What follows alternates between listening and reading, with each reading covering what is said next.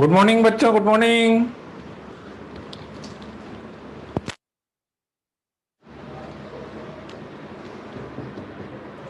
क्या हाल चाल? बढ़िया है। Very good, very good. क्या आलोक, आवाज नहीं आ रही क्या आलोक? आलोक, आवाज नहीं आ रही क्या?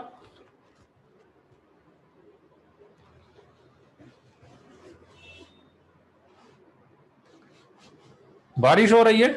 अच्छा, बहुत तेज बारिश हो रही है।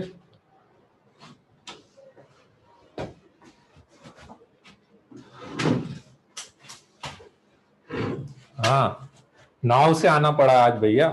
आज पानी भरा हुआ है सब जगह, अभी नाव से आए हैं ऐसा।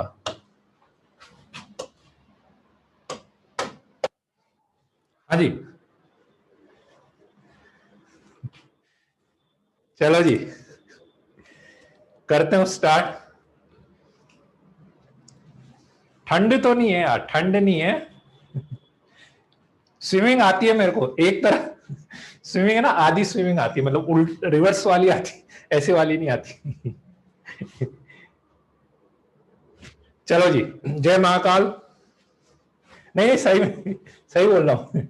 आधी आधी सीख पाया मैं। तो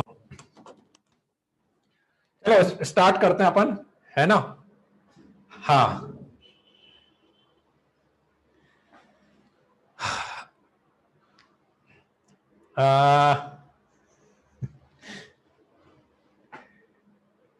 ठंड वंड तो ज्यादा नहीं है।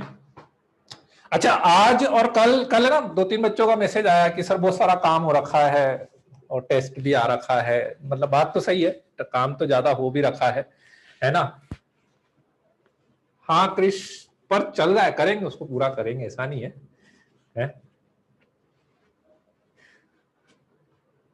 हाँ, है ना?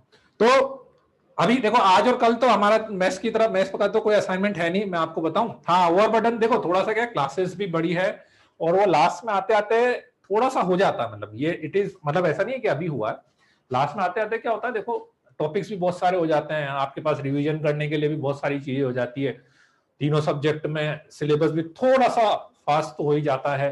टेस्ट की फ्रीक्वेंसी एकदम बढ़ जाती है, बहुत सारे टेस्ट आ जाते हैं, आपके स्कूल के एग्जाम्स आ जाते हैं, है ना? तो इसलिए थोड़ा सा नो डाउट बर्डन बढ़ जाता है, ठीक है? थोड़ा सा चीजों को बैलेंस कर लेना। इसीलिए हमने क्या, आज और कल का असाइनमेंट कैंसिल कर दिया, आज और कल असाइनमेंट नहीं दे रहे हैं वो, है ना? इसीलिए आज का और कल का कोई असाइनमेंट नहीं है, मैथ्स का तो नहीं है। पुराना वाला आप पूरा कर ले। पुराना वाला अभी तक आपको असाइनमेंट मिला है, प्रैक्टिस शीट में 109 तक मिल चुकी है और सर्कल में एक्सरसाइज 1 कंप्लीट हो चुकी है, मतलब दी जा चुकी है ना? ठीक है, तो किसी ग्रुप पे नहीं आई हो तो मैं बता देता हूं। अभी तक का असाइनमेंट प्रैक्टिस शीट 109 तक का है और सर्कल की एक्सरसाइज 1 कंप्लीट, इतना असाइनमेंट आप लोगों को मिल चुका है ना? एक्सरसाइज 2 कर ली तो बहुत अच्छी बात है, ठीक है? ठीक है। नहीं हर्षित, देखो यार वो स्पीड तो रखनी पड़ेगी हर्षित, अब वो उसमें अपन कंप्रोमाइज नहीं कर सकते। देखो फिर क्या, आपने को ऐसा थोड़ी ना यार कि मार्च अप्रैल तक अपन 11th ही पढ़ते रहेंगे, ठीक है ना? थोड़ा सा वो आपको करना पड़ेगा उसमें, ठीक है ना?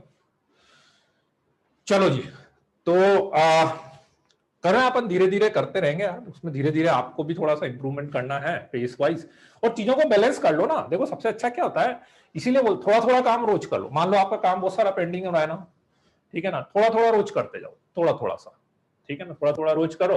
और अभी जैसे 2-3 दिन टेस्ट के लिए तैयारी कर लो, अभी 2-3 दिन टेस्ट के लिए तैयारी कर लो, ठीक है ना? जो भी असाइनमेंट्स वगैरह है वो आप बाद में कर लेना, है ना? ठीक है। चलो जी, तो अपन इस हाँ देखो, वैभव गोल बोला स्मूथली चल रहा है सब, बहुत अच्छी बात है ना? चलो जी। नहीं, ट्यूसडे को कौन सा टेस्ट है? अब ट्यूसडे को कहाँ है टेस्ट यार? ट्यूसडे को नहीं है ना? हाँ, ठीक है ना? चलो, तो कहाँ पे थे अपन लास्ट क्लास में? एक बार मेरे को रिकॉल कराना, तो मुझे कुछ वैसा याद आ रहा है। अपन थे पैरामेट्रिक कोऑर्डिनेट टाइप के पे थे अपन कुछ, है ना? पैरामेट्रिक कोऑर्डिनेट पे थे अपन, पैरामेट्रिक चारों बता दिए थे, है ना? फिर वो ऋतुराज कुछ बोल रहा था कि मेरे को कुछ भी नहीं समझ में आया, तो फिर मैंने बोला था ऐसा ऐसा कुछ हुआ था, ऐसा, है ना? हाँ चलो जी। तो हाँ, तो पैरामेट्रिक का एक आध यूज मैं बता देता हूं, एक आध यूज मैं आपको बता देता हूं कि बेसिकली अपन ने क्या करा था। मेनली देखो पैरामेट्रिक में आपको मेनली दो तीन चीजें जैसे मैंने बताया था, ब्रीफली मैं रिकैप कर देता हूं कि Y square is equal to 4ax, X square is equal to 4ay, y minus K का whole square is equal to 4ax minus h, x minus H whole square is equal to 4ay minus K. ठीक है, इसके parametric coordinate अपन ने लिए थे x equal to 80 square, y equal to 280। इसके parametric coordinate उल्टे कर दिए थे, x equal to 280, y equal to 80 square. इसके पैरामेट्रिक में अपन ने y की जगह प्लस k कर दिया था, x की जगह प्लस h कर दिया था। दिस k प्लस 280 है ना, और बिल्कुल ऐसे यहां पे क्या होगा, h plus 280 and y is equal to k plus 80 square. ठीक है, फिर यहां पे मैंने बताया था कि आपका जो t था वो क्या था, पैरामीटर। पैरामीटर मतलब क्या है, देखो पैरामीटर मतलब कैसा मीटर, वेरिएबल। वेरिएबल भाई, अपन ने जैसे पैरामेट्रिक कोऑर्डिनेट या पैरामेट्रिक इक्वेशन जब भी मैं लिखता हूं तो उसमें अपन अपनी तरफ से एक वेरिएबल लेते हैं। सर्कल में अपन ने a cos theta a sin theta लिया, theta is the variable, theta is the variable. बिल्कुल ऐसे ही यहां पर ये t आपका वेरिएबल है। ठीक है, अब अपन यूज कैसे करेंगे वो समझते हैं, इसको यूज कैसे करेंगे अपन। देखो इसका सबसे अच्छा एडवांटेज जो होता है, और सर्कल में बहुत यूज है एक्चुअली, मैं इसीलिए इस पे इतना स्ट्रेस दे रहा हूं एक्चुअली, है ना। सर्कल में बहुत जस्ट नहीं तो सॉरी एलिप्स पैराबोला में बहुत यूज है। सर्कल में तो अपन ने कहां यूज करा, कोई एक आध क्वेश्चन में आया होगा तो आया होगा मतलब। ठीक है, तो इसका यूज ये है कि मुझे इसके ऊपर जब कोई भी पॉइंट्स मानने होते हैं तो आई टेक 80 स्क्वायर 280। इसके ऊपर कोई भी पॉइंट मुझे मानने होते हैं तो मैं 80 स्क्वायर 280 ले लेता हूं। ठीक है, मतलब आप मुझे केवल t की वैल्यू बता दें, t की वैल्यू, तो मैं उससे x कोऑर्डिनेट भी बना लूंगा, y कोऑर्डिनेट भी बना लूंगा। हर पॉइंट के लिए एक यूनिक t है, पैराबोला में हर पॉइंट के लिए एक यूनिक t है, या मैं रिवर्स बोलूं। ठीक है, तो हर t की वैल्यू मतलब एक पॉइंट, हर t की वैल्यू मतलब एक point. For example let's say मैंने बोला y square is equal to 8x, और मैंने आपको बोल दिया इसके ऊपर एक पॉइंट है t इज इक्वल टू 1, इसके ऊपर एक पॉइंट है t इज इक्वल टू 1। ठीक है, राइट, पहले समझ लो इसको।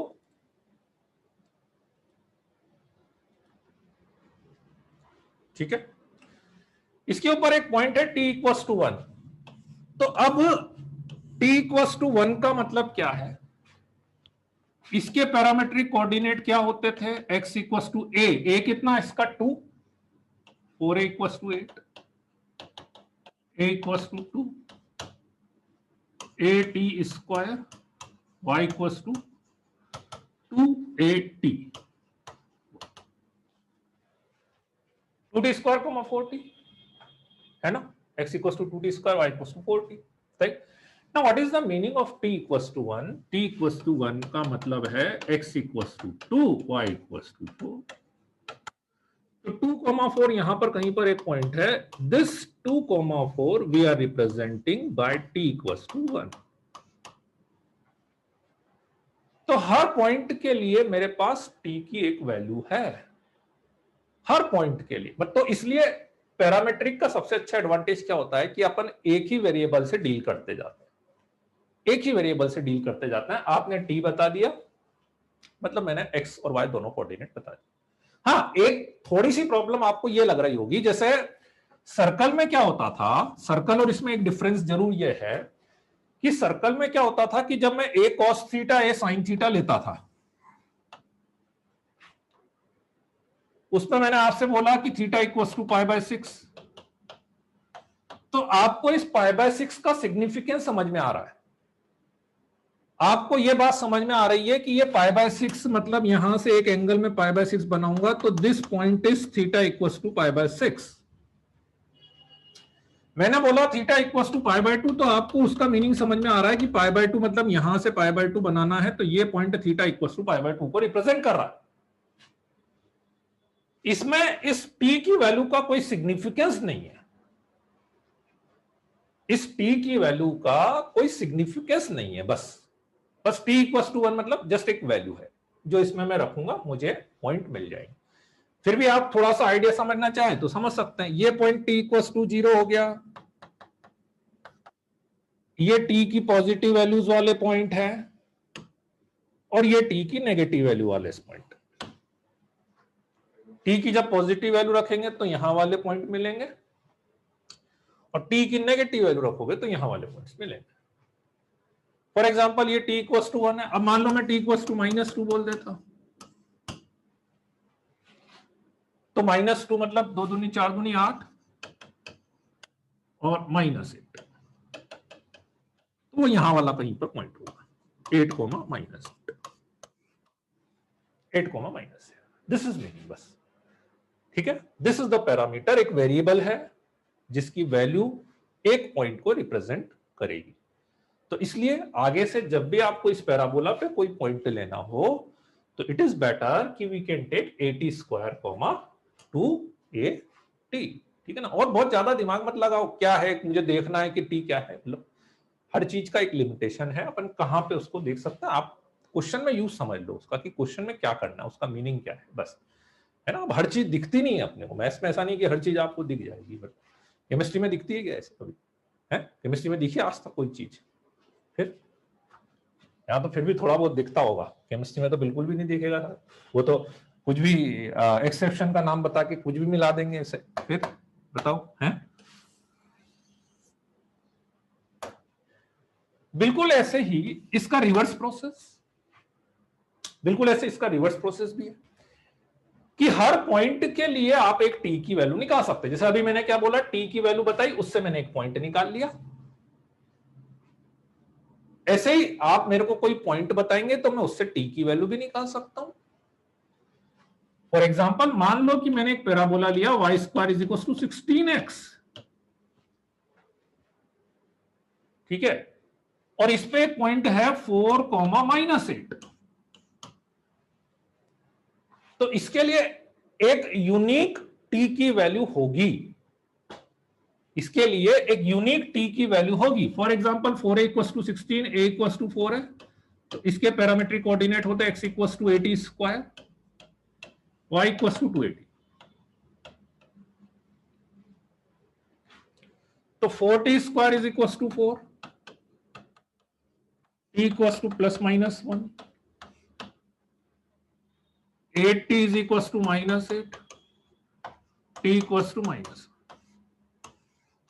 so finally t = -. So this point is basically t = -. Parametric में आप बोलेंगे तो मैं बोलूंगा कि ये t = -1 की बात करना चाह रहा था, और कार्टेशियन कोऑर्डिनेट में बोलेंगे तो 4, -8 की बात करना चाह रहे थे। अब t = -1 क्या आप बोले सर -1 वैल्यू है क्या?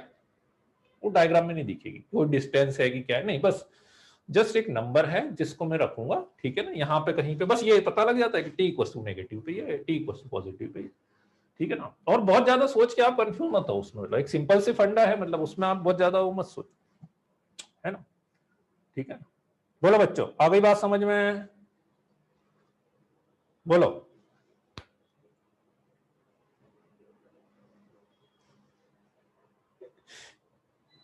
ठीक है, चलो जी, वेरी गुड वेरी गुड। हाँ, टी की वैल्यू बेटा क्वेश्चन में देंगे या अपन मानेंगे तो अपन निकाल सकते हैं, है ना। मतलब कुछ ना कुछ हिंट तो रहेगा इसे, ऑब्वियसली भाई, जैसे क्वेश्चन में पॉइंट देता है ना, तो पॉइंट की जगह टी, मतलब आपके पास चॉइस है, आप ये यूज करो या टी यूज करो। तो पैराबोला में अपन क्या है, पैराबोला में अपन क्या है, मेनली अपन टी यूज करें, पैराबोला में अपन पैरामेट्रिक यूज करें, है ना। चलो आगे बढ़ते हैं हम अपन। एक क्वेश्चन मैं इस पे दे देता हूं, पहले एक क्वेश्चन कर लेते हैं अपन।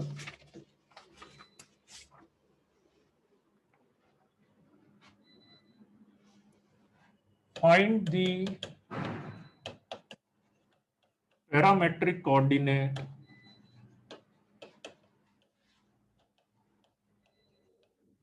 Of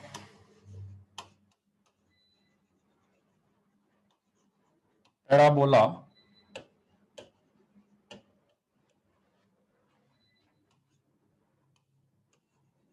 whose focus is 3,4, directrix x equals to -1। चलो आप लोगों को करना है क्वेश्चन, ये आप लोगों को करना है, ठीक है। Find the parametric coordinate of parabola whose focus is 3,4 and directrix is x equals to -1। अभी आएगी अनीश, वो सब आएगी, उसकी चिंता मत करो। पैराबोला में बहुत सारी चीजें हैं, सीक्वेंसिंग थोड़ी बहुत उल्टी सीधी चलेगी उसमें, है ना।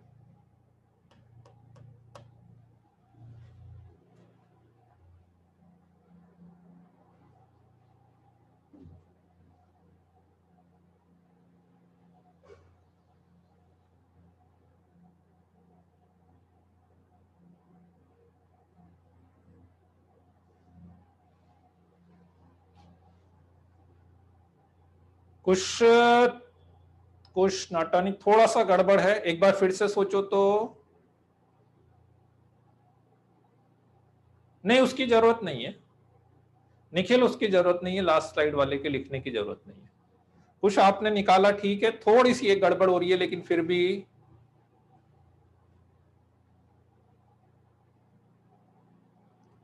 फिर से सोचो। नहीं नहीं कुशाग्र गुप्ता, फिर से सोचो ध्यान से, एक बार फिर से वो पेज पलटना, तो एक बार फिर से वो पेज पलट लो जिसपे मैंने सारे पैरामेट्रिक लिखाए थे। हाँ वेरी गुड, आदित्य का एकदम परफेक्ट। आदित्य थोड़ा सा वाई वाला गड़बड़ हो रहा है क्या? आदित्य एक बार वाई वाला चेक करना आपका। माधव का परफेक्ट है, माधव का वेरी गुड, माधव का एकदम सही है। वैभव गोयल का भी थोड़ा सा गड़बड़ हो रहा है, कुशाग्र का भी अभी भी गड़बड़ है। देखो फिर यार, फिर वही गलती कर रहे हो आप, मतलब मैं बार बार समझाता हूं कि यार वो एच के जो है वो फोकस नहीं है, फिर बार बार आप कहां पे चले जाते हो यार, ये एच के फोकस नहीं है, कितनी बार मैं बता चुका हूं, दिस एच के इज नॉट द फोकस, फिर भी वही गलती कर रहे हो आप।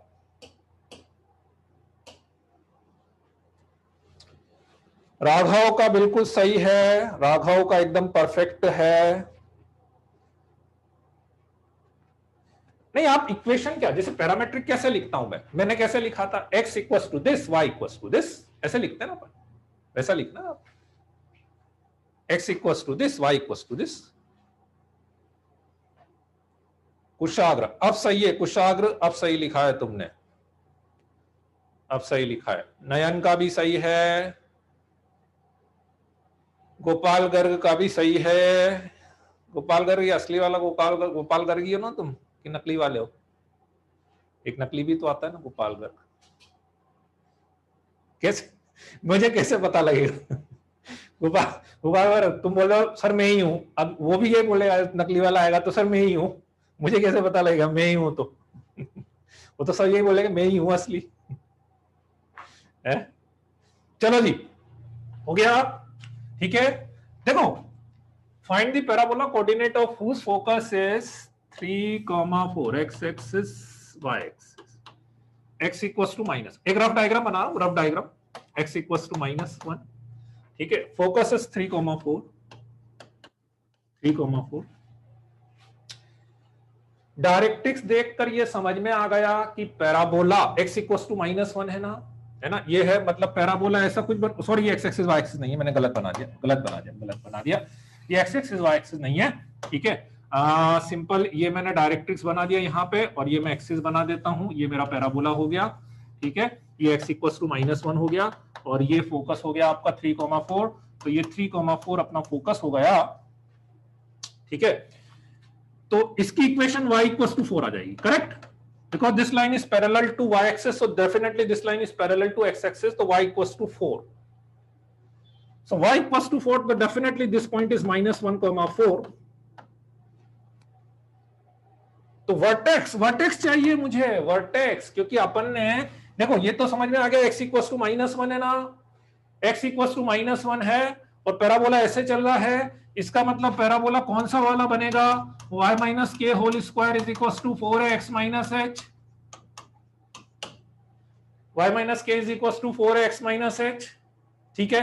तो मुझे पता था इसके पैरामेट्रिक कोऑर्डिनेट क्या होते हैं, h plus 80 square and y is equals to k plus 280।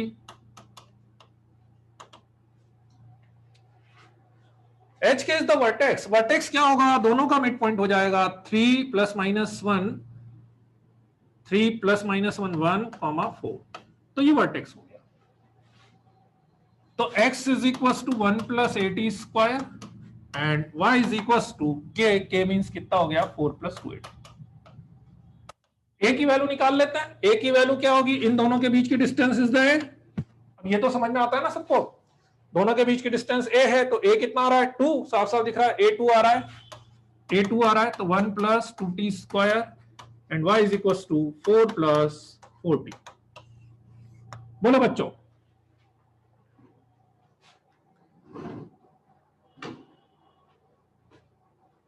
बोलो बच्चों,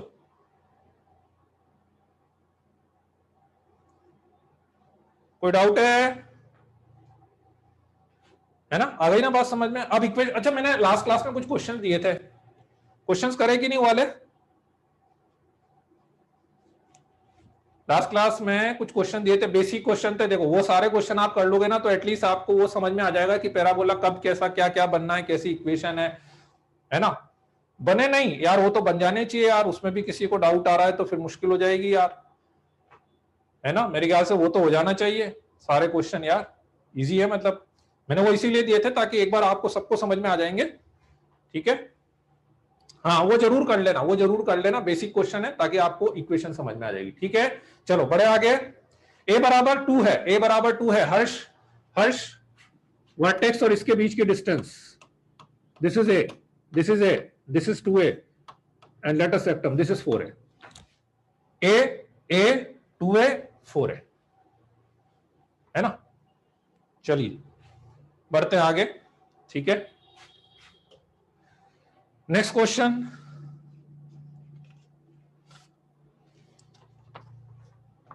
जनरल क्वेश्चन ले रहा हूं, एक जनरल क्वेश्चन ले लेते हैं, जनरल क्वेश्चन, अब 2-3 जनरल क्वेश्चन ले लेते हैं अपन। Find the locus of point of trisection of double ordinate, मैं बीच बीच में जनरल क्वेश्चन लेता रहूंगा, पैराबोला में क्या बहुत मिक्स चीज है। Find the locus of point of trisection of double ordinate of parabola y square is equals to 16x. Find the locus of point of trisection of double ordinate of parabola y square is equals to 16x. ये मैं करा रहा हूं, ये मैं करा देता हूं आपको, डबल ऑर्डिनेट का क्वेश्चन लिया नहीं है क्या अपन ने, पैराबोला स्टैंडर्ड है,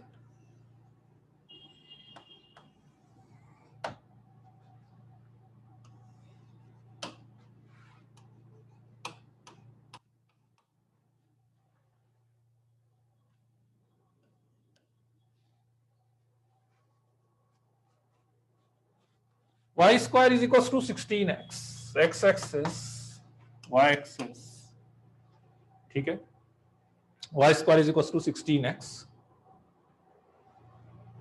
What is double ordinate? Double ordinate is the chord perpendicular to axis. These are the double ordinates.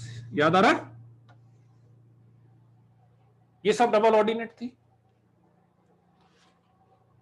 ठीक है।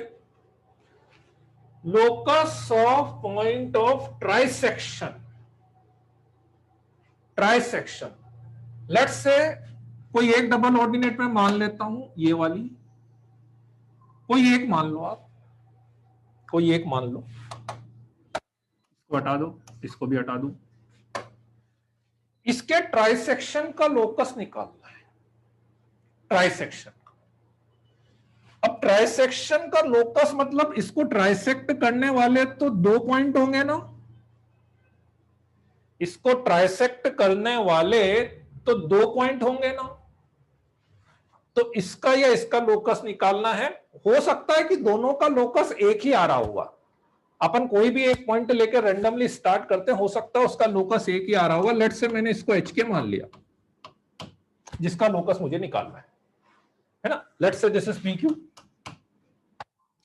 इसको ट्राइसेक्ट करने वाले दो पॉइंट है, let's say R and S, मैंने आर को मान लिया एच, तो इसको एच के मान लिया और ये ट्राइसेक्ट कर रहा है, तो मैं ऐसा बोल सकता हूं कि ये एच होगा, ये के होगा। बोलो, कोई डाउट है किसी को? नहीं, वेरी गुड। यदि ये एच है, ये के है, तो इसका मतलब ये हुआ सिमेट्री से ये डिस्टेंस भी के होगी ना, सिमेट्री से ये वाली डिस्टेंस भी के होगी ना, क्योंकि ट्राइसेक्ट कर रहे हैं ना। तो भाई ये तो बिल्कुल साफ साफ है, पूरा पैराबोला सिमेट्रिकल है, ये अपन परपेंडिकुलर बना रहे हैं, तो ये तीनों पार्ट भी सिमेट्रिकल होंगे। तो यदि यहां से यहां तक की डिस्टेंस के है, तो यहां से यहां तक की डिस्टेंस भी के होगी, है ना।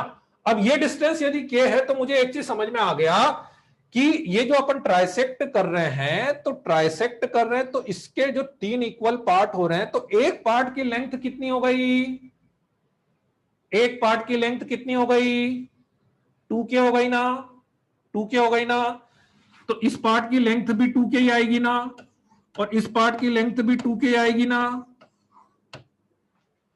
दोनों पार्ट की लेंथ 2k आएगी ना। बात समझ में आ गई मेरी? फिर से समझ लो, इस पॉइंट का लोकस निकालना था, इसको एच के मान लिया, तो ये एच हो गया, ये के हो गया, ये तीन इक्वल पार्ट थे, तो सिमेट्री से मैंने बता दिया ये के सेक्शन फॉर्मूले से भी हो जाएगा, पर ऐसे ज्यादा इजीली हो रहा था।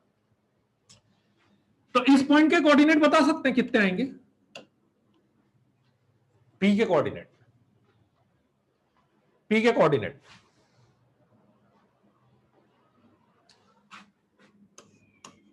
h, 3k, h, 3k आएंगे ना, 2k क्यों आएगा भैया, 3k आएगा ना, k ये और ये पूरा पार्ट 2k। और ये पॉइंट तो पैराबोला को सेटिस्फाइड करेगा ना, ये पॉइंट तो पैराबोला को सेटिस्फाइड करेगा ना,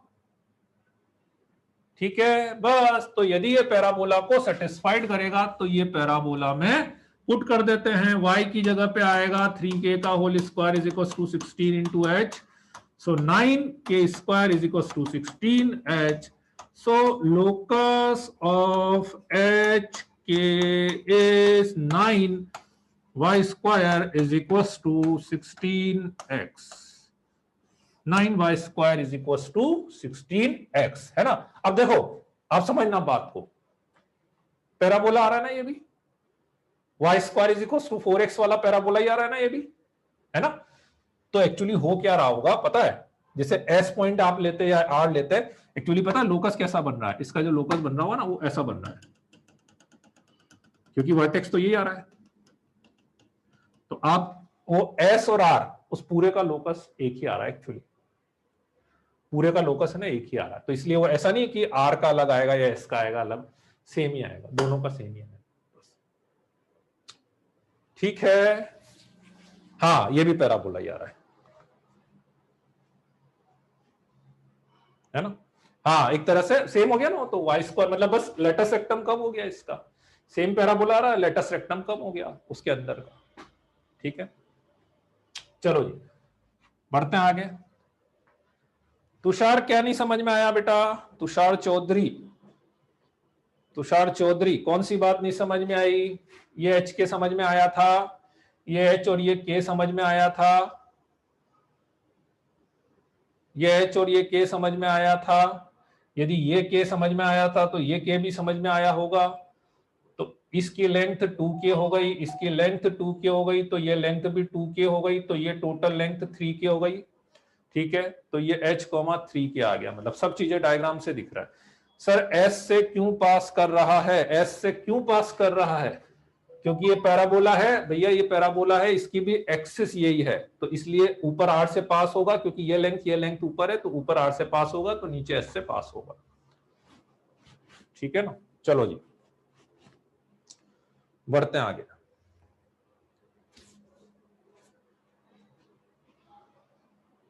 नहीं, लेटस रेक्टम निकाल के नहीं कर पाओगे। लेटस रेक्टम तो एक पर्टिकुलर लेंथ हो गई ना, लेटस रेक्टम तो एक पर्टिकुलर लेंथ हो गई, लेटस रेक्टम निकाल के नहीं कर सकते आप उसको।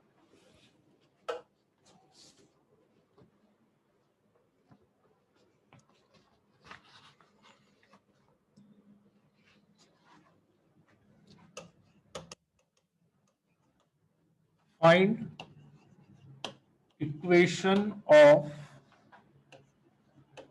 कॉमन टेंजेंट, ये भी बहुत सारी प्रॉब्लम्स आपको मिलेगी, इसका मैं एक जनरल कंसेप्ट आपको बता रहा हूं। Common tangents to circle x square plus y square is equals to 2a square and parabola y square is equals to 8ax, है ना। इसमें ना एक जनरल कंसेप्ट आप समझ लेना बेटा कि कॉमन टेंजेंट्स के, क्योंकि ऐसे बहुत सारे क्वेश्चंस आपको मिलेगा। ये तो पी से भी पास होना चाहिए ना, अरे पी से क्यों पास होगा, पी से क्यों पास हो, एक बार पहले आराम से डायग्राम देख लो, समझ लो, उसके बाद स्टेटमेंट लिखा करो। ठीक है ना, और जब आप डायग्राम देख लो पी से क्यों पास होगा, एक बार समझ लो उसको। ठीक है, find equation of common tangents to circle this and parabola this. ठीक है, इस सर्कल और इस पैराबोला की कॉमन टेंजेंट निकालनी है। अब इसमें थोड़ा सा जनरल कंसेप्ट आप समझना, आपको कभी दो पैराबोला की कॉमन टेंजेंट्स पूछी जा सकती है, एक सर्कल एक पैराबोला की पूछी जा सकती है, एक एलिप्स एक सर्कल की पूछी जा सकती है ना। आप चाहो तो अपनी लैंग्वेज में मेथड लिखना हो तो, जब भी सर्कल और पैराबोला या सर्कल के साथ कोई भी एक दूसरा कर्व आ जाए, सर्कल पैराबोला या सर्कल एलिप्स या सर्कल हाइपरबोला, तो first write the equation of tangent to other curve, not circle, दूसरा सर्कल के साथ जो दूसरा वाला कर्व है उसकी टेंजेंट की इक्वेशन लिख लो आप स्लोप फॉर्म में, स्लोप फॉर्म में लिख लो, या किसी भी ऐसी फॉर्म में लिखो जिसमें एक ही वेरिएबल आए, किसी भी ऐसी फॉर्म में लिखो जिसमें एक ही वेरिएबल आता हो, तो slope form is the best option, slope form. ठीक है, एक ही वेरिएबल आएगा, भले कोई सा भी वेरिएबल आए, स्लोप आना भी जरूरी नहीं। तो मैं क्या करता हूं, late the equation of tangent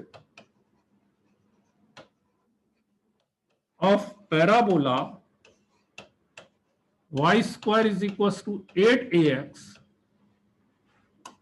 y is equals to mx plus a की वैल्यू 2a हो गई ना, a की वैल्यू 2a। ठीक है ना, कंसेप्ट समझना, कंसेप्ट इस केस में कंसेप्ट समझना बहुत जरूरी है बेटा, नहीं तो क्वेश्चन नहीं हो पाएंगे फिर, क्योंकि बहुत सारे क्वेश्चन मिलते हैं कॉमन टेंजेंट के। Let the equation of tangent of parabola y square is equals to 8ax is this one, mx plus a bye.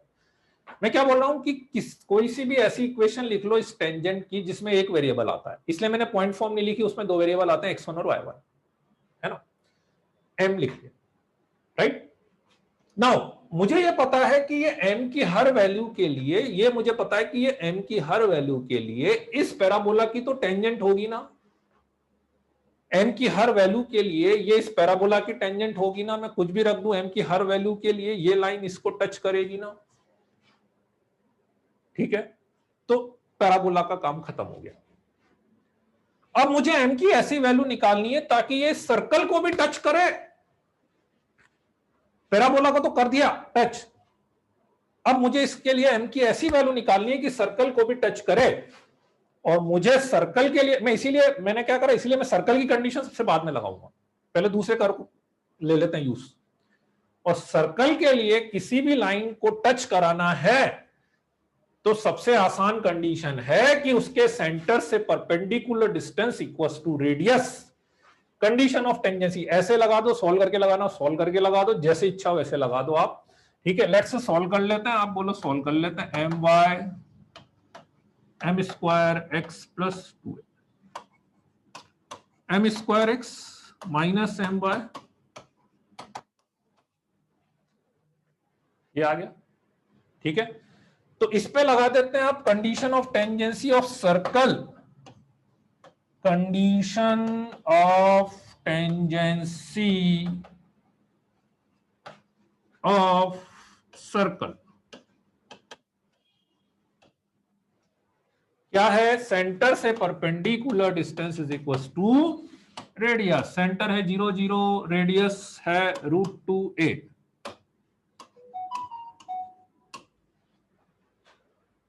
Zero zero zero zero 2a upon this is equal to radius √2। यहां तक ये parabola की tangent थी। जैसे ही मैं इससे अब m की वैल्यू निकाल लूंगा, क्योंकि मुझे पता है m की हर वैल्यू के लिए ये तो टेंजेंट भाई पैराबोला को तो टच करना ही करना है, सर्कल को टच कराने के लिए ये सेटिस्फाइड होना चाहिए था। a से a कैंसिल हो गया अपने पास, ठीक है। तो plus minus 2/√2 under root of m4 plus m square, दोनों साइड्स के √2 हो गया, दोनों साइड्स का स्क्वायरिंग कर लेते हैं। तो m स्क्वायर प्लस 2, इससे तो इमेजिनरी आएंगे, इससे m की वैल्यू आ गई प्लस माइनस 1। m की वैल्यू प्लस माइनस 1 आ गई, तो अपनी इक्वेशन ये मानी थी ना अपन ने, ये मानी थी, तो इसमें प्लस माइनस 1 रख देंगे, तो आपके पास इक्वेशन आ जाएगी y equals to x plus 2a plus 1 रखेंगे तो, और माइनस 1 रखेंगे तो minus x plus 2a। These are the two common tangents. तो जब भी कॉमन टेंजेंट निकालना हो, स्पेशली सर्कल के साथ, आप पहले दूसरे वाले कर्व की टेंजेंट लिख लो और फिर सर्कल की टेंजेंट बना दो। सर्कल की टेंजेंट कैसे बनाएंगे, कंडीशन ऑफ टेंजेंसी लगा के। बोलो बच्चों, आई बात समझ में? बोलो बच्चों।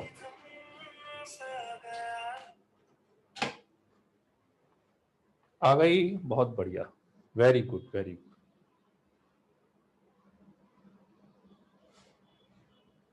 सर्कल के साथ मतलब ये सब पे लगेगा, circle plus parabola, circle plus ellipse and circle plus hyperbola, तीनों पे ये लग जाएगा, ठीक है ना। अभी मैं एक क्वेश्चन और कराता हूं कि सर्कल नहीं आए, दूसरे दो कर्व आए, उसके ऊपर भी लेंगे अपन, ठीक है। पैराबोला से ए की वैल्यू निकाल के कुछ कर सकते थे क्या? पैराबोला की इक्वेशन से भी सेम आता भाई। सर्कल की पैराबोला तो मैंने यूज कर ही लिया था ना, पैराबोला ये इक्वेशन लिखने का मतलब मैंने पैराबोला तो यूज कर ही लिया था। एक्चुअली क्या, देखो सर्कल की टेंजेंट बनाना आसान है, सर्कल के लिए अपने पास कंडीशन ऑफ टेंजेंसी है।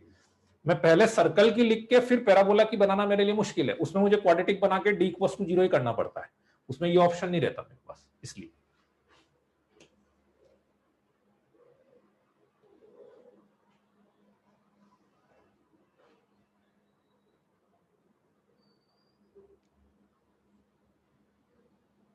हाँ हाँ, एग्जैक्टली प्रियांश, वही बात मैं कर रहा हूं। पूरा रिपीट तो नहीं कर पाऊंगा। कीर्तन पाटीदार, स्टेप बता दो आपको पूरे कौन से स्टेप में डाउट आ रहा है, मेरे को बता दो आप कौन से स्टेप में डाउट आ रहा है, ठीक है?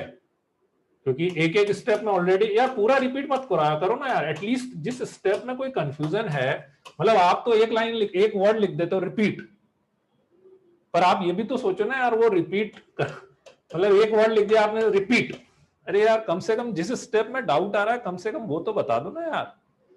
अब ये देखो, अड़ जाओ,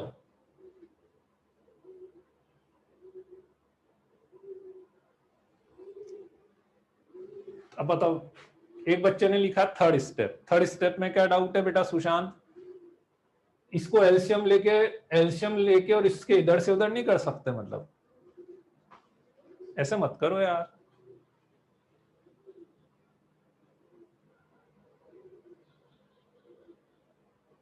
कौन सी कंडीशन नहीं समझ में आई? ये नहीं समझ में आई तो बेटा सर्कल के नोट्स रिवाइज कर लेना। ये कंडीशन जिस भी बच्चे को नहीं समझ में आई हो वो एक बार सर्कल के नोट्स रिवाइज कर लेना, ठीक है? सेंटर से परपेंडिकुलर, इसलिए मैंने लिखी भी है condition of tangency of circle, है ना?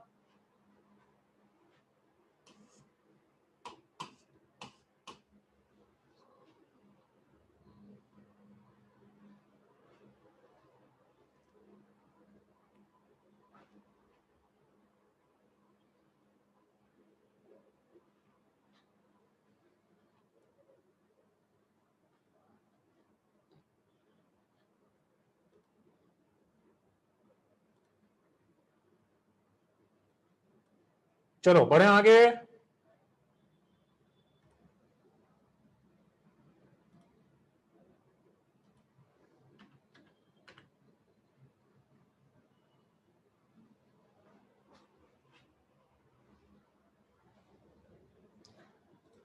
अब जैसे एक सर्कल और एक पैराबोला की अपन ने बात करी है, बिल्कुल ऐसे ही मान लो कि दोनों पैराबोला आ जाए या पैराबोला के साथ कोई दूसरा कर्व आ जाए, तो मैं अभी दूसरे कर्व की तो बात नहीं कर रहा, अभी आपके पास दो ही केस आएंगे, या तो दोनों पैराबोला या एक सर्कल एक पैराबोला। ये सर्कल पैराबोला की बात हो गई। अब एक बार मैं दोनों पैराबोला टाइप की भी अपन बात कर लेते हैं।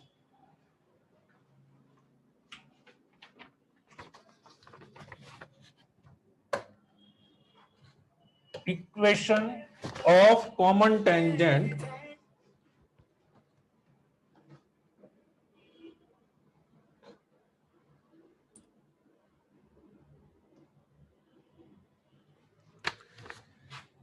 equation of common tangent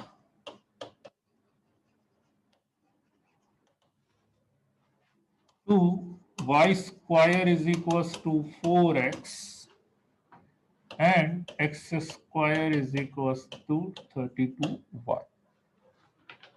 दोनों parabola y square is equal, मतलब बस आपको देखो इतना एक कंसेप्ट समझ लो आप, मतलब आप जब भी कॉमन टेंजेंट निकाल रहे हो ना, एक एक कंडीशन दोनों की लगानी है आपको, एक इस वाले कर्व की, दूसरी दूसरे वाले कर्व की। आप या तो एक की इक्वेशन यूज कर लो, दूसरे की कंडीशन यूज कर लो, ठीक है? अभी मैंने पहले क्या करा, पैराबोला की इक्वेशन यूज कर ली, सर्कल की कंडीशन यूज कर ली, क्योंकि सर्कल की कंडीशन यूज करना सबसे आसान है, सर्कल की कंडीशन यूज करना सबसे आसान है, ठीक है? y square is equal to 4x, इसमें मैं आपको दोनों ऑप्शन बताता हूं, दोनों ऑप्शन बताता हूं आपको। फर्स्ट ऑप्शन सीधा सीधा ये है कि मैंने इसके टेंजेंट की इक्वेशन लिख दी, मुझे पता है mx प्लस ए बाय एम होगी, इसके टेंजेंट की इक्वेशन होगी mx प्लस ए बाय एम, ठीक है?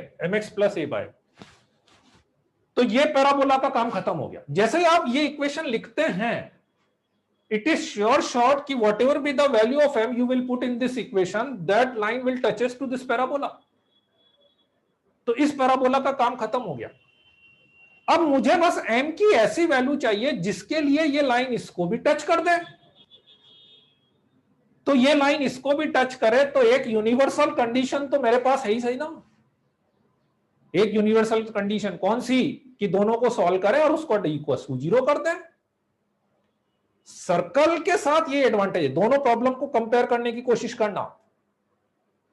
सर्कल के, अभी यहां पे आप सर्कल लिख देते तो मैं वापस कंडीशन ऑफ टेंजेंसी सर्कल की लगा देता, पर मुझे पता है कि इसके साथ तो टेंजेंट बनाने का एक ही रास्ता है मेरे पास, दो रास्ते हैं पर मेन एक ही रास्ता है कि यदि ये लाइन इसको भी टच करती है तो इन दोनों का क्वाड्रेटिक में बनाऊंगा और उसका d इक्वस टू 0 करेंगे,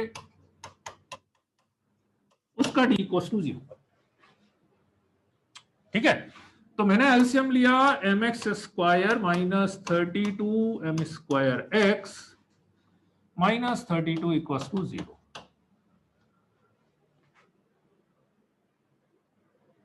ठीक है, ये आ गया अपने पास, तो इसका d इक्वस टू 0 कर देते हैं, तो B square minus 4ac equals to 0। ठीक है, 32 into 32 m power 4 plus 4 into 32 into m equals to 0। 32 common, m common लेके हटा देते हैं, फिर 4 भी कॉमन लेंगे तो 8m³ plus 1 equals to 0। m 0 हो नहीं सकता, इसलिए m भी कॉमन लेके हटा सकते हैं, क्योंकि मुझे पता है m इक्वस टू 0 वाली इसमें तो टेंजेंट बनती नहीं है, तो m 0 लेना है नहीं, तो m³ is equals to minus 1/8, m³ minus 1/8, तो m इज इक्वस टू कितना होगा बच्चों, minus 1/2। m equals to minus 1/2 बस, m इक्वस टू माइनस 1/2 इसमें रख देते हैं अपन, तो m इक्वस टू माइनस 1/2 रख लेंगे, तो माइनस 1/2x और माइनस 1/2 इसमें रखा तो -2, बाकी तो इसको एलसीएम लेके आप सॉल्व करते रहना। बोलो बच्चों, आई बात समझ में? कर सकते हो आरो, कर सकते हो सर्कल। आप जैसे किसी बच्चे ने पूछा कि सर अपन इस सर्कल में भी d इक्वस टू 0 कर, d इक्वस टू 0 हमेशा कर सकते हो, d इक्वस टू 0 हमेशा कर सकते हो, पर d इक्वस टू 0 से ये कंडीशन लगाना ज्यादा इजी रहता है, इसलिए पर ये कंडीशन केवल सर्कल में ही है। ठीक है ना, नहीं तो सर्कल में भी आप d इक्वस टू 0 बिल्कुल कर सकते थे, कोई दिक्कत नहीं है। आई मेरी बात समझ में?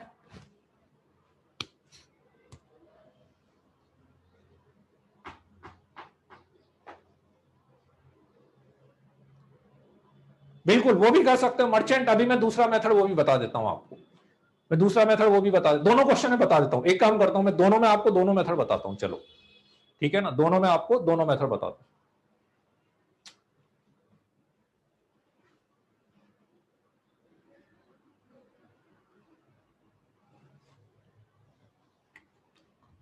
क्योंकि कॉमन टेंजेंट पे क्या है, बहुत प्रॉब्लम बहुत सारी मिल जाती है, इसलिए मैं थोड़ा सा इसको अच्छे से क्लियर करना चाह रहा था कि भाई आपको कंसेप्चुअली चीज समझ में आ जाए हर एंगल से कि, और एक्चुअली क्या दिक्कत कि इसमें एक प्रॉब्लम ये भी है कि हमेशा है ना एक मेथड वर्क नहीं करता। जैसे मुझे याद आ रहा है एक इसी में था शायद से, एक क्वेश्चन एक बार आईआईटी में आया भी था, तो उसमें अपन जो स्टैंडर्ड मेथड लगा रहे थे वो मेथड लग नहीं रहा था, उसमें पैरामेट्रिक का यूज करके करना पड़ रहा था, कॉमन टेंजेंट से रिलेटेड ही था। तो क्या इस कैलकुलेशन पे डिपेंड करता है, यदि कैलकुलेशन आपकी इजीली हो रही है तो मुझे कोई दिक्कत नहीं है ना। जैसा मैं इसका दूसरा मेथड बताता हूं, y square is equal to 4x और x square is equal to 32y। दूसरा क्या मतलब, बहुत सारे मेथड हो सकते हैं उसके। इसकी इक्वेशन लिखी y is equal to mx plus a by m, LCM ले लेते हैं।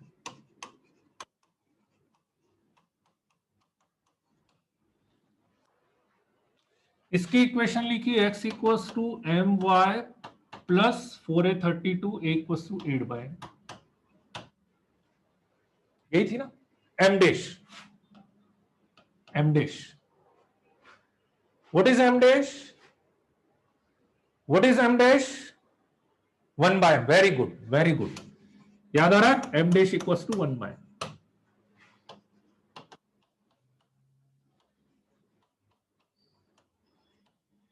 ये मुझे पता है कि m की हर वैल्यू के लिए इसको टच करती है, ये m की हर वैल्यू के लिए इसको टच करती है,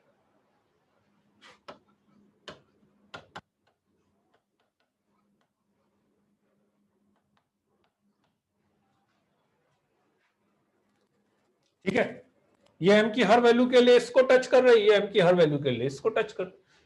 दोनों इक्वेशन मुझे चाहिए कि m की ऐसी वैल्यू आए जो ये भी बन जाए ये भी बन जाए, ये इसकी टेंजेंट है ये इसकी टेंजेंट है, कॉमन टेंजेंट, मतलब मुझे m की ऐसी वैल्यू चाहिए जिससे ये और ये एक ही इक्वेशन बन जाए। तो दोनों को अपन कंपेयर कर लेते हैं, दोनों को अपन कंपेयर कर लेते हैं, M square upon M,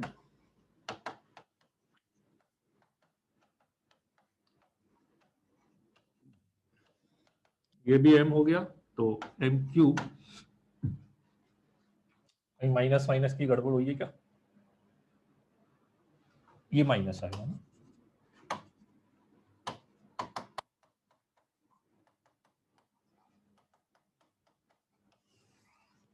m equal to minus, पहले भी यही आ रहा था अपने पास, मैं का लास्ट क्लास में बताया था, ये m डैश को 1/m लिख सकते हैं अपन, m डैश को 1/m लिख सकते हैं, लास्ट क्लास में बताया था, बड़ा बड़ा लिख के बताया था, ये मैंने बड़ा बड़ा लिख के बताया था, m डैश को 1/m लिख सकते हैं।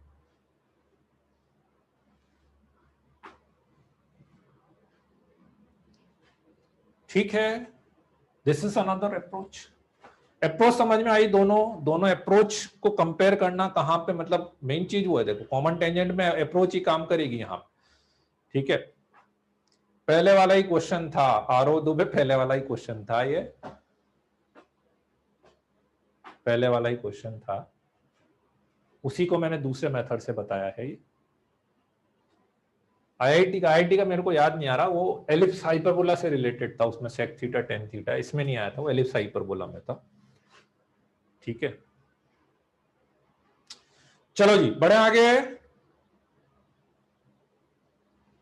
है ना, तो बात समझ में आ गई कॉमन टेंजेंट निकालने की, कैसे निकालना है कॉमन टेंजेंट, ठीक है ना।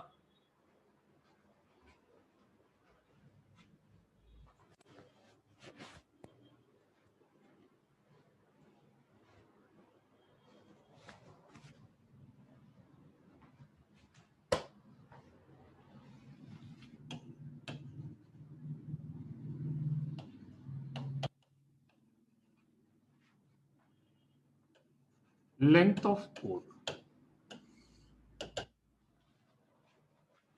Parabola y square is equal to 4x,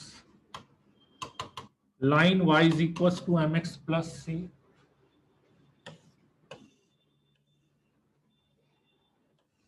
let's say A B आपको निकालना, ठीक है।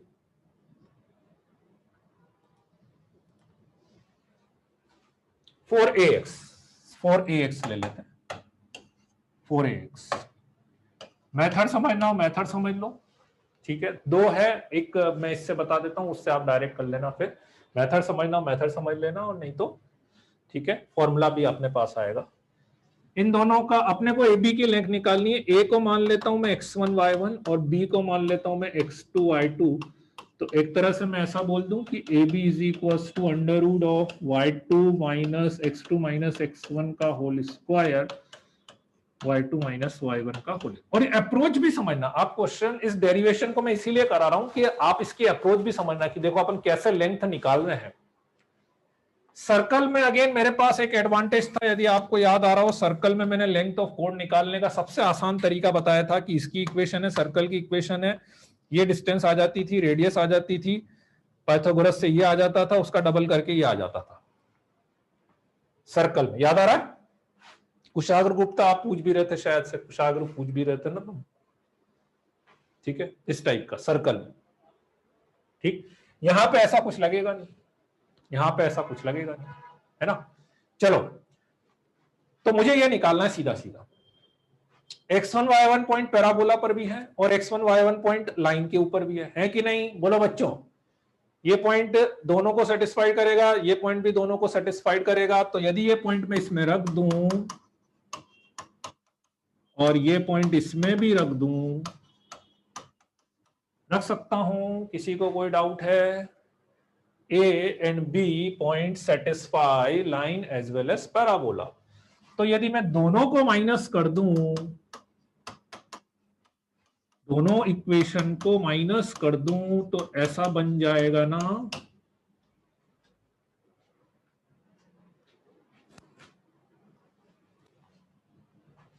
ये वैल्यू यहां पे रख देता हूं तो एटलीस्ट दो वेरिएबल कम हो जाएंगे मेरे पास।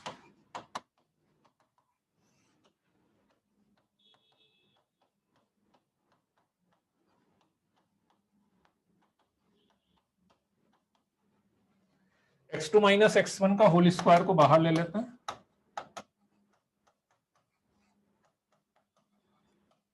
बोलो कोई डाउट यहां तक? ठीक है, मैंने मान लिया ए बी निकालना था, ये था, ये दोनों पॉइंट सेटिस्फाइड कर रहे थे। ठीक है, ऐसा इजी बनाने के लिए आप बोलो इसी में क्यों सेटिस्फाइड कराया, पैराबोला में क्यों नहीं कराया? पैराबोला में कराते तो और कॉम्प्लिकेटेड ही होता, तो इसका उसका तो मतलब नहीं है, इससे ज्यादा इजीली हो रहा है। ठीक है, नाउ 1 प्लस एम स्क्वायर आ गया, x2 माइनस x1। यहां से y की वैल्यू इसमें रख दो, दोनों को सॉल्व कर लेते हैं। भाई दोनों को सॉल्व करोगे आप, दोनों को सॉल्व करेंगे तो क्या मिलेगा आपको? x1 y1 और x2 y2 मिलेगा ना। दोनों को सॉल्व करोगे तो x1 y1 x2 y2 मिलेगा ना, है ना। चलो, तो y की वैल्यू मैंने पैराबोला में रख दी, mx प्लस सी का whole square is equal to 4ax, y की वैल्यू तो M square X square plus 2mcx plus C square is equal to 4ax। So m square x square plus 2x mc minus 2a plus c square equals to 0। y की value यदि आप parabola में रख रहे होंगे तो ये x का क्वाड्रेटिक बना होगा, और इससे आपको x की जो दो वैल्यू मिल रही होगी वो x1 और x2, ये दोनों वैल्यू ही मिलेगी ना। बोलो, ये दोनों वैल्यू ही मिलेगी ना। x1 x2 इसके रूट्स हैं, तो x1 प्लस x2 को क्या लिख सकते हैं? माइनस b बाय ए। ठीक है, x1 x2 को क्या लिख सकते हैं? c बाय ए। और अब मेरे ख्याल से अब तो सबको पता हो जाना चाहिए कि यदि x1 प्लस x2 आपके पास है और x1 x2 आपके पास है तो x1 माइनस x2 कैसे निकालते हैं। ये तो इतनी बार आ चुका है अब तो कि मेरे ख्याल से अब बहुत अच्छे से याद हो जाना चाहिए। ठीक है, तो x2 माइनस x1 कैसे निकालोगे? mod of x2 minus x1 is equal to under root of x1 plus x2 का whole square minus 4x1 x2।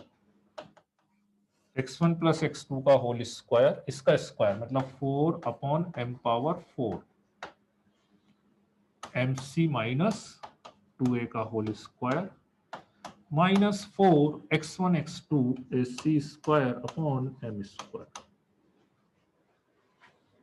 x1 plus x2 रख दिया, x1 x2 रख दिया, m पावर 4 एलसीएम ले लेते हैं। ठीक है, अब मैं एक स्टेप डायरेक्ट लिखूंगा बेटा, ठीक है ना, जिसको नहीं समझ में आ रहा एक बार खुद से कर लेना। m पावर 4 एलसीएम लेंगे, 4 बाहर, m पावर 4 बाहर, तो बाहर 2 बाय एम स्क्वायर। डायरेक्ट लिख रहा हूं मैं, एलसीएम लेके आप लोग लिखते रहना क्योंकि डेरिवेशन है, जरूरत नहीं पड़ेगी, पर ठीक है एक मेथड मुझे बताना था इसलिए मैं बता रहा हूं।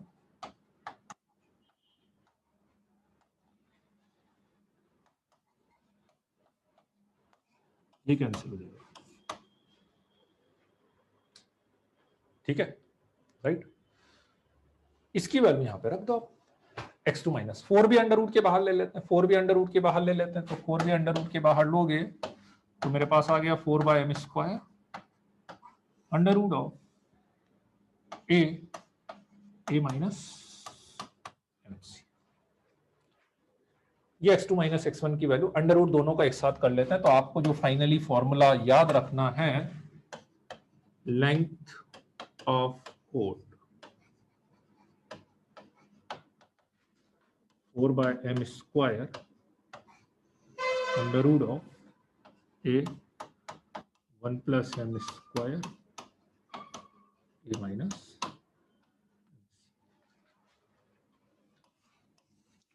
याद रखना हो, याद रख लेना, है ना, कभी भूल जाओ तो ये पूरा मेथड आपको लगाना पड़ेगा। ये पूरा मेथड आपको लगाना।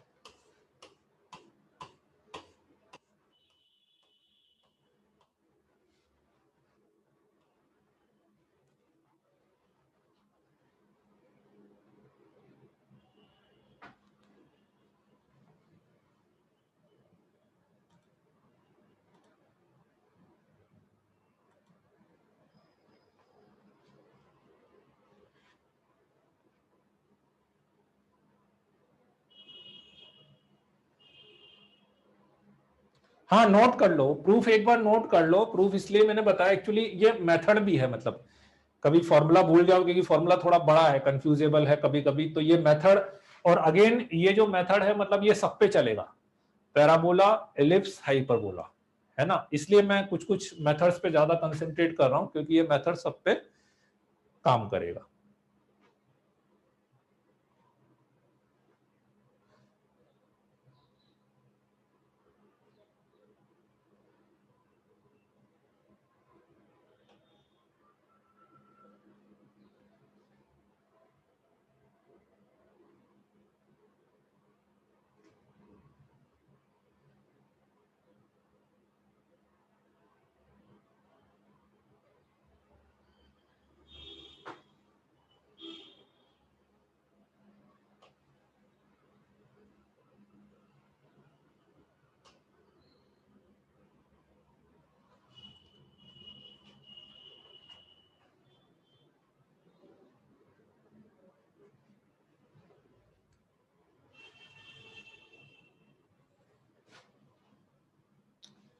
x1 y1 point, x2 y2 point दोनों लाइन के ऊपर थे, लाइन को सेटिस्फाइड करा दिया, दोनों को माइनस कर दिया, ये आ गया।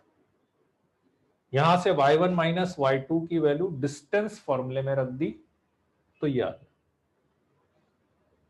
ठीक, यहां पे x2 माइनस x1 की वैल्यू रख दी मैंने, x2 माइनस x1 की वैल्यू जो मैंने निकाली लास्ट में रख दी। कैसे निकाली x2 माइनस x1 की वैल्यू? दोनों को सॉल्व करके। सॉल्व करा तो क्वाड्रेटिक बन गया, तो क्वाड्रेटिक बन गया तो x1 प्लस x2 निकाला, x1 x2 मतलब ये वाली कैलकुलेशन तो मेरे ख्याल से इतनी बार आ चुकी है अब, ये कैलकुलेशन तो मतलब दिखते ही समझ में आना चाहिए कि हाँ भाई इसको सॉल्व करेंगे तो x1 plus x2 x1 x2 आएगा, उससे x1 माइनस x2 आएगा। एंगल बिटवीन लाइंस में अपन ने निकाला था, है ना। सर्कल में भी करेगा ना, सब पे वर्क कर, ये तो कॉमन मेथड है। देखो ये कॉमन मेथड, मैं एक्चुअली मेथड वही बता रहा हूं जो सब पे लग रहे हैं, पूरे कोऑर्डिनेट में लग रहे हैं जनरली। जैसे ये भाई सब पैराबोला की जगह आप और कुछ भी बना दोगे तो कुछ भी डिफरेंस नहीं आएगा, पूरा सेम आएगा, लाइन सेम, ये फॉर्मूला सेम, वो सेम, बस ये है कि वो y की वैल्यू इसमें रखोगे, ये इक्वेशन डिफरेंट आएगी। आप एलिप्स भी लोगे तो बिल्कुल सेम चलेगा अपने पास। इसीलिए मैं बार बार बोल रहा हूं कि मेथड पे ज्यादा वर्क करो, ठीक है। फॉर्मूले दिए रहते हैं मॉड्यूल में, कुछ कुछ सॉल्यूशन में आपको क्या डायरेक्ट फॉर्मूला दिख जाता है, तो इसलिए मैं बस फॉर्मूला बता रहा हूं कि हाँ भाई बहुत से बार क्या होता है सॉल्यूशन में आप देखोगे तो आपको कहीं कहीं पे डायरेक्ट ये फॉर्मूला दिख जाएगा, तो इसलिए, ठीक है। बोलो, आ गई बात समझ में? शाश्वत, शाश्वत बात समझ में आ गई? चलिए वेरी गुड, चलो बढ़े आगे।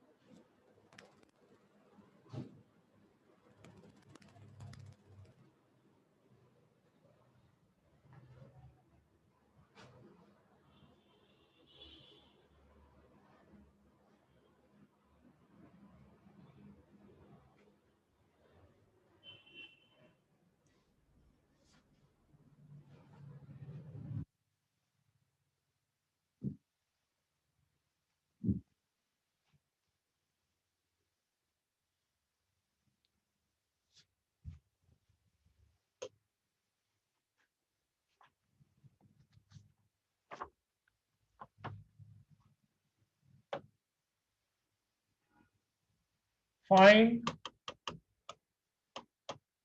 Length of intersect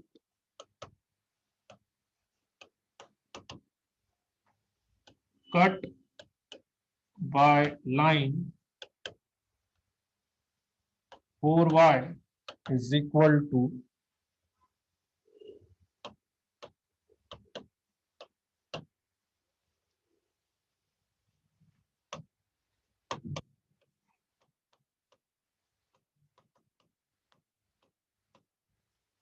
Y square is equal to 60x।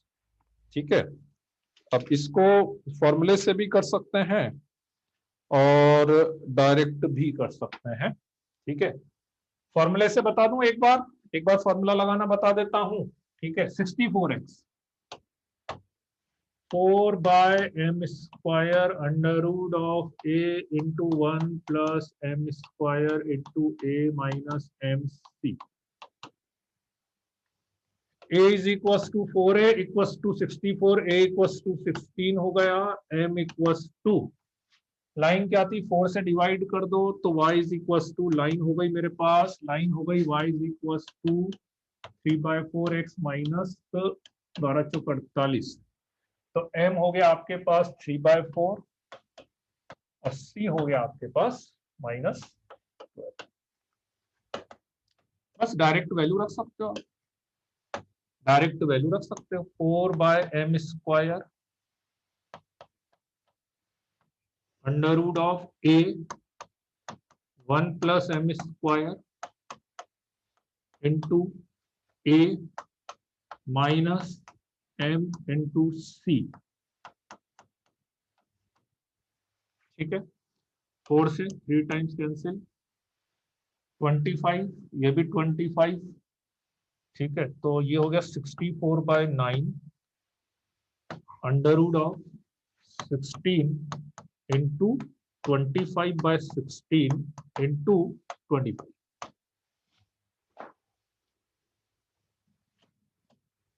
So that becomes 64 into 25/9। 25 चौक 100, 0, 10, 160, 1600/9। This is your final answer. Compare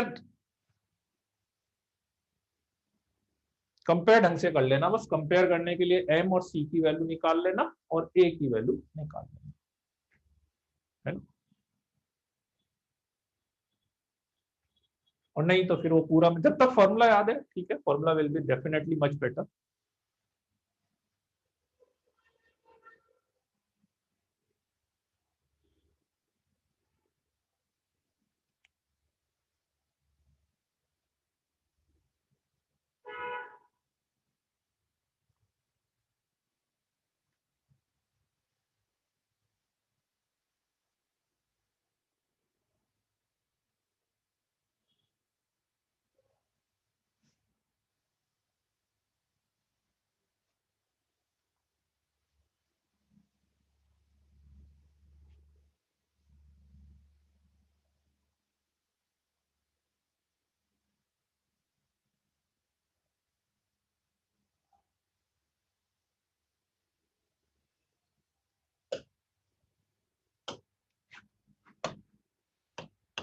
length of focal code, इसका डेरिवेशन नहीं कराऊंगा अब मैं। Length of focal code making alpha angle with x-axis।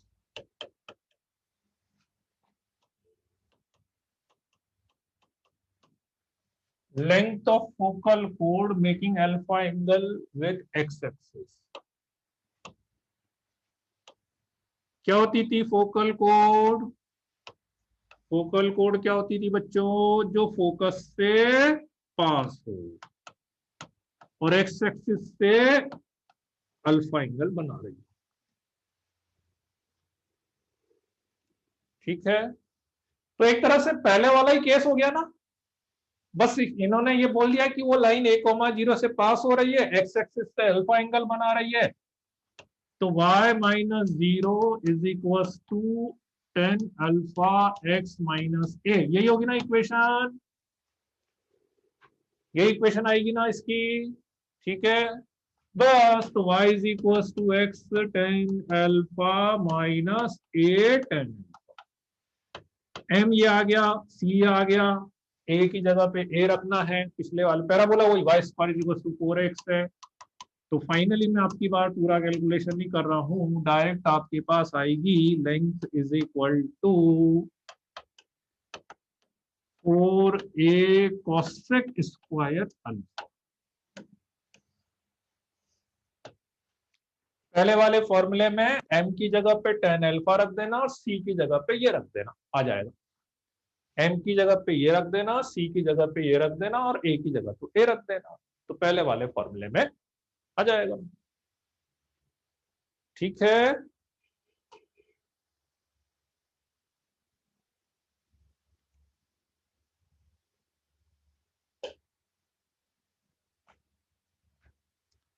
Recording का यार मैंने परसों पूछा था तो बोल रहे थे एक आध दिन में आ जाएगी, वैसे आज कल में आ जानी चाहिए थी।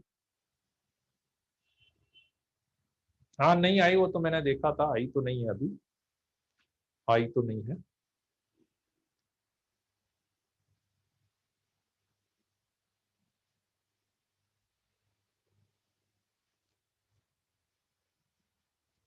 ये फोकल कोड है। हाँ हाँ हाँ श्रवण, ऐसा बोल सकते हो कि पहले वाला एक तरह से जनरल केस था और ये स्पेशल केस हो गया जिसमें वो जो लाइन है वो एक तरह से फोकल कोड उसने दी हुई है बस।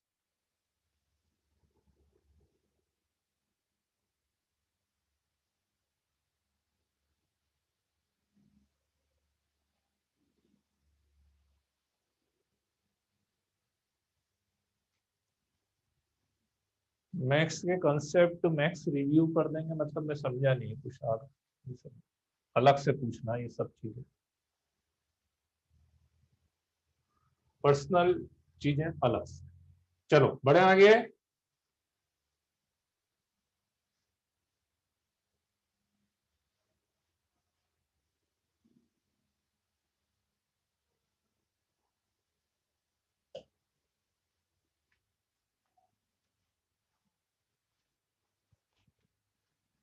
अब पैरामेट्रिक कोऑर्डिनेट्स की जो अपन ने बात करी थी, जो पैरामेट्रिक कोऑर्डिनेट की बात करी थी, ठीक है, वापस से मैं उस पे आ रहा हूं। Y square is equal to 4x,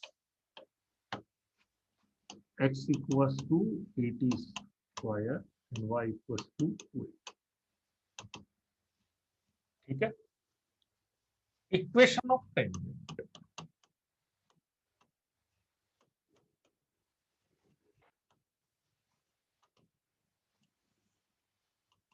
in parametric form, equation of tangent in parametric form.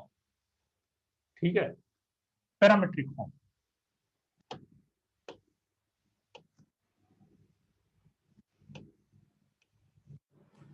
तो कुछ नहीं, इतना सा डिफरेंस है कि जो आप पहले x1 y1 ले रहे थे उस x1 y1 की जगह 80 स्क्वायर 280 ले लो,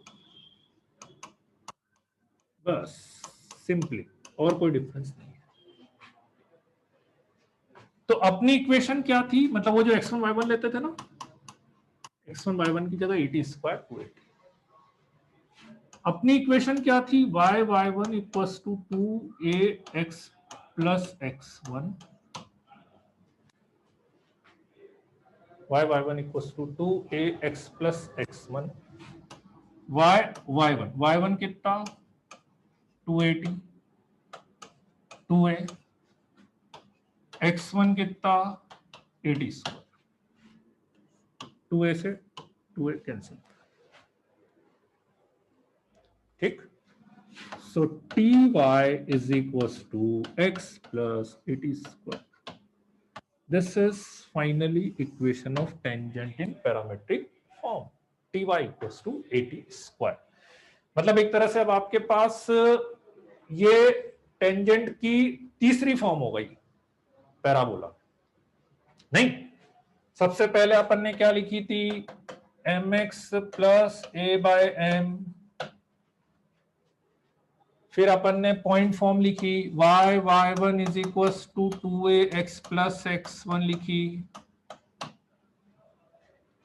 और फिर ये आपकी तीसरी फॉर्म है T Y equal to x plus 80 square. इसका मतलब देखो, अब असली यूज अब समझ में आएगा।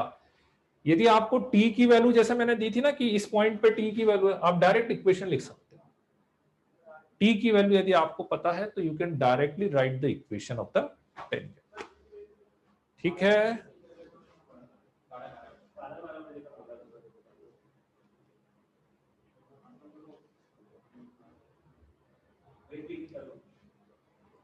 टी क्वेश्चन में देगा बेटा, टी अपने को नहीं निकालना, टी क्वेश्चन में देगा और क्वेश्चन में देगा, टी अपने को नहीं निकालना है।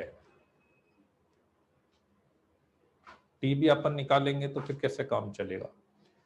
डिफरेंशिएशन से भी होता है, हाँ डिफरेंशिएशन से भी हो जाएगा, अभी मत सोचो इतना सब कुछ। अभी करेंगे ना, क्वेश्चन करेंगे उसमें बताऊंगा। हाँ m इक्वल टू 1/t जैसा बन रहा है। हाँ एक ये वाला पॉइंट जरूर आप इसमें ऑब्जर्व कर सकते हैं कि इस लाइन का जो स्लोप आ रहा है कितना आ रहा है, 1/t आ रहा है। इस लाइन का जो स्लोप आ रहा है वो 1/t आ रहा है। इस लाइन का स्लोप 1/t आ रहा है। ठीक है, अरे डिफरेंशिएशन पे अभी मत परेशान हो यार। चलो अब इसका एक यूज बता देता हूं, अभी क्या 2-3 मिनट है ना, हाँ हो जाएगा, चलो 2-3 मिनट में हो जाएगा। T Y equal to x plus A T square है ना, ये याद रख लेना। ठीक है, intersection point of tangent, intersection point of tangent.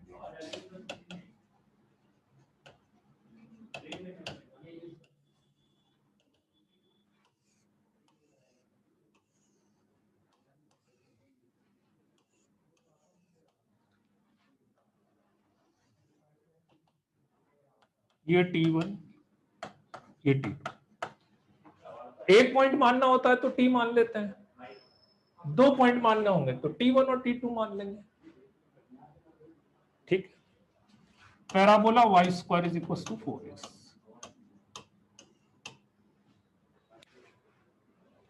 Equation क्या लिखी थी अपन ने, Ty is equal to x plus A T square लिखी थी। इक्वेशन क्या लिखी थी, Ty is equal to x plus A T square लिखी थी। ठीक है, तो T1 पे ये T पे थी, तो T1 पे कितनी हो जाएगी,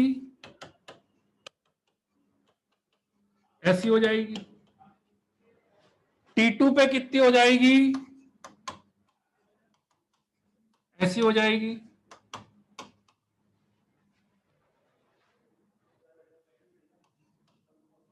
ठीक है, दोनों का इंटरसेक्शन पॉइंट, दोनों टेंजेंट की इक्वेशन आ गई, दोनों का इंटरसेक्शन पॉइंट निकाल लेते हैं। जैसे आप दो इक्वेशन को सॉल्व करते हैं, जैसे आप दो इक्वेशन को सॉल्व करते हैं, दोनों को माइनस कर देते हैं, ये कैंसिल हो गया। y t1 minus t2 is equal to a t1 स्क्वायर माइनस t2 स्क्वायर।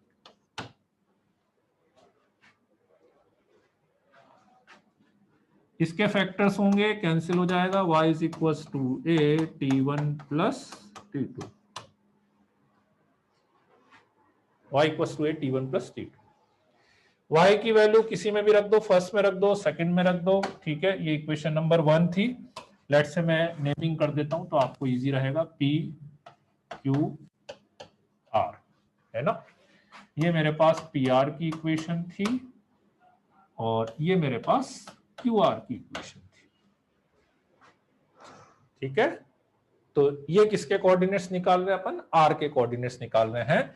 y की वैल्यू आ गए, y की वैल्यू फर्स्ट इक्वेशन में या सेकंड में किसी में भी रख देते हैं। लेट्स से फर्स्ट इक्वेशन में रख देते हैं y की वैल्यू, तो मेरे पास x की वैल्यू आ जाएगी, x की वैल्यू आ जाएगी a t1 square a t1 t2, x plus A t1 square ये कैंसिल हो जाएगा, तो x की वैल्यू ये आ गई। सो दैट्स वाई एक चीज याद रखने वाली, और बहुत सारी चीजें आएगी पैराबोला में याद रखने वाली चीजें। ठीक है, intersection point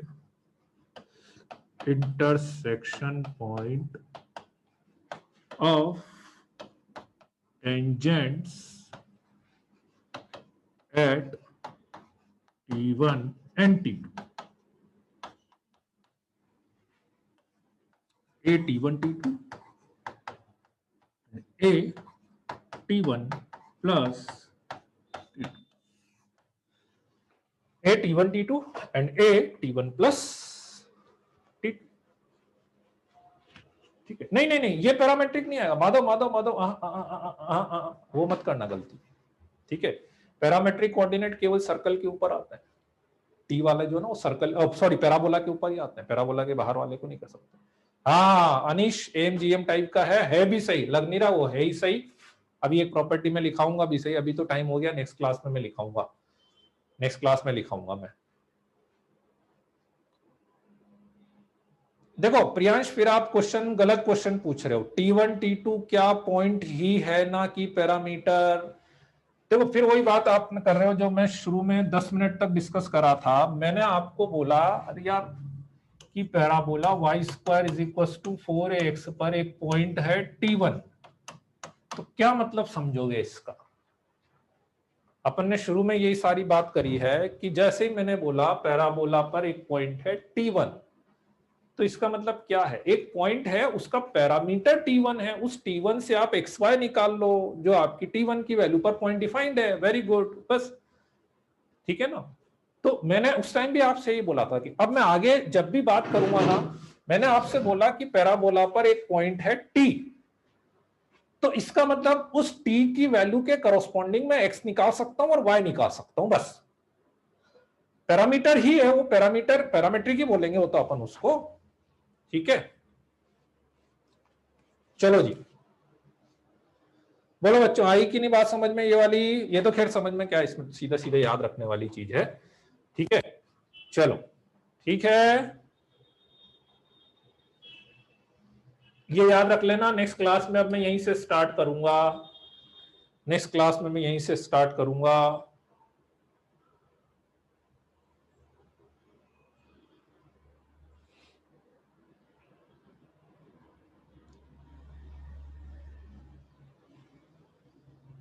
okay Yashraj, thank you.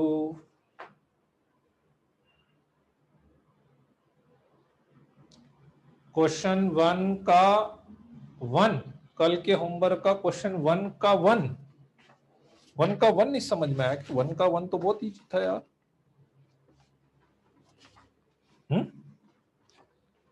1 का 1, क्वेश्चन नंबर 1 का 1 ये वाला -3, -1 और वर्टेक्स 0 0 है ये, तो एक रफ डायग्राम बनाओ, ये फोकस 0 0 दिया हुआ है, वर्टेक्स -3, -1 दिया हुआ है, इसको अल्फा बीटा मान लेना। इन दोनों को देख के एक चीज तो समझ में आ गई कि स्टैंडर्ड पैराबोला तो बनेगा नहीं, तो इसको अल्फा बीटा मान लेना। इसका स्लोप निकाल लेंगे, इसका स्लोप आ रहा है 1/3, तो डायरेक्ट इसका स्लोप आ जाएगा -3, डायरेक्ट का स्लोप -3 आ गया तो अल्फा बीटा निकल जाएगा, इसकी इक्वेशन आ जाएगी, डायरेक्ट्रिक्स आ जाएगा, फोकस आ जाएगा, फोकस से distance is equal to directrix से डिस्टेंस निकाल लेना। जब भी जनरल पैराबोला है तो फोकस वर्टेक्स निकाल लो, ठीक है। चलो जी बढ़े आगे, मतलब आगे क्या बढ़े, टाइम हो गया।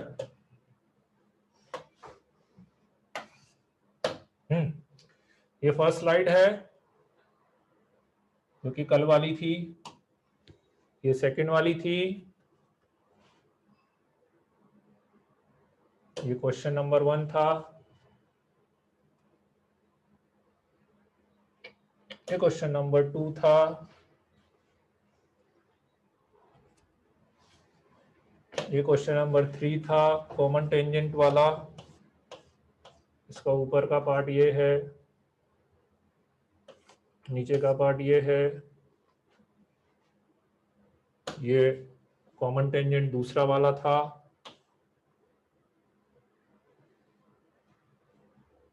ये लेंथ ऑफ द कोड का फॉर्मूला, ये लेंथ ऑफ फोकल कोड का फॉर्मूला, ये equation of tangent in parametric form, और ये लास्ट वर्ड्स, ठीक है। चलो जी okay then, bye bye, good night, see you.